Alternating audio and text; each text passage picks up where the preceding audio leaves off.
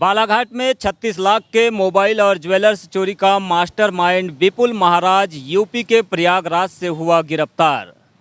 कोतवाली पुलिस ने 7 दिनों बाद आरोपी को धर दबोचा। आरोपी के पास से 45 लाख के मोबाइल और बड़ी मात्रा में ज्वेलर्स के सामान भी बरामद किए। मास्टरमाइंड विपुल महाराज 7 हिस्से बनाता था चोरी के माल में, 3 हिस्से खुद रखता था और 4 हिस्सों को करता था साथियों में बंटवारा।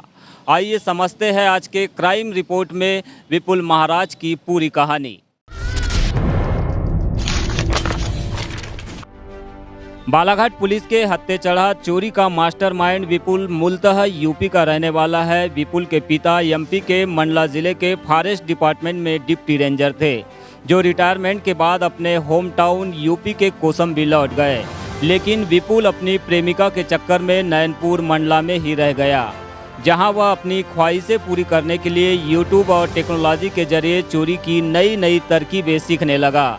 जब वह इसमें पारंगत हो चला तो उसने सोशल मीडिया के माध्यम से बालाघाट के 4 युवाओं को अपने साथ जोड़ लिया। इन सब के साथ मिलकर विपुल ने सबसे पहले 3 जनवरी को गुजरी चौक बालाघाट में स्थित रोशन ज्वेलर्स में घटना को अंजाम दिया, जहां से उसने सोने और चांदी के जेवर और मूर्तियां चोरी की। इसके बाद 6 जनवरी को वार्ड नंबर 20 कुम्हारी मोहल्ले में सौराष्ट्र मोबाइल एजेंसी में 38 लाख मोबाइल और लैपटॉप पर हाथ साफ कर दिया। इन दोनों ही मामले की शिकायत पर पुलिस ने तत्काल जांच टीम बनाकर सीसीटीवी फुटेज और अन्य साक्ष्यों के आधार पर पहले 4 आरोपियों को धर दबोचा। उसके बाद मुख्य आरोपी विपुल महाराज को आज 15 जनवरी को पकड़ने में सफलता मिली। पुलिस की माने तो विपुल मास्टरमाइंड होने के कारण चोरी के माल में सबसे अधिक हिस्सा रखता था। इसके लिए वह अन्य साथियों को धार्मिक आस्था में उलझाकर 7 हिस्से बनाता था। 3 हिस्से वह खुद रखता था और बाकी के 4 हिस्से बाकी के 4 आरोपियों में शेयर कर देता था। विपुल के अनुसार वह 3 हिस्सों में एक हिस्सा भगवान को चढ़ाता था तो दूसरा हिस्सा चित्रकूट के एक आश्रम को पूजा पाठ कराने के लिए दान करता था। तो कुछ इस तरह से है विपुल महाराज की कहानी। आगे का हाल हम आपको सुनाएंगे बालाघाट टीआई कमल सिंह गहलोत के माध्यम से। जरूरी नहीं कि प्री प्लानिंग केवल अच्छे काम के लिए हो।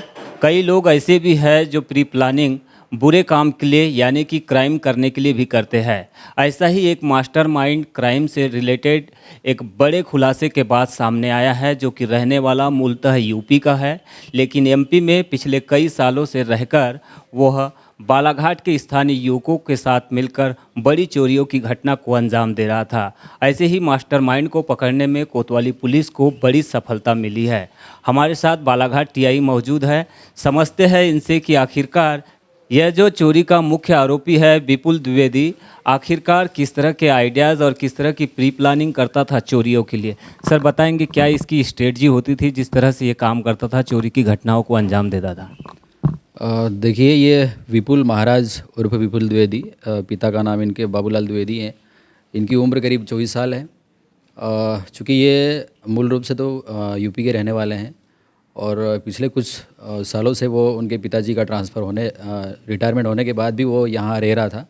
पढ़ा लिखा है, उसने कॉलेज भी किया है, ग्रेजुएशन किया है और उसके साथ साथ में जो नई टेक्नोलॉजी है, मीडिया है, सोशल मीडिया प्लेटफॉर्म है, इसकी अच्छी जानकारी रखता था वो। और इसी जानकारी के बलबूते पे वो नई नई वीडियो देखता था कि कैसे मान लो एटीएम मशीन काटनी हो तो कैसे उसको काटा जाए, दुकानों का शटर तोड़ना हो तो कैसे तोड़ा जाए, ताले कैसे तोड़ा जाए, तमाम इस टाइप की चीज़ें देखता था सोशल मीडिया के प्लेटफॉर्म पे। और उसके बाद में अपने कुछ साथियों के साथ मिल के घटनाओं को अंजाम देता था। और ये काफ़ी सातिर टाइप का बदमाश है ये। और इसने जैसे ही घटना की जानकारी उसको लग गई कि पुलिस पकड़ रही है या उसके कुछ साथियों को पकड़ लिया, उसके बाद इसने सारे मोबाइल और जितने नंबर थे उसके, जो मोबाइल फ़ोन थे, उसको भी उसने बंद कर दिया था, चेंज कर दिया था। और उसको एक इंस्टाग्राम के आधार पे उसकी जो वीडियो पोस्ट हुई थी उसके आधार पे हम लोगों ने उसको ट्रेस आउट किया था।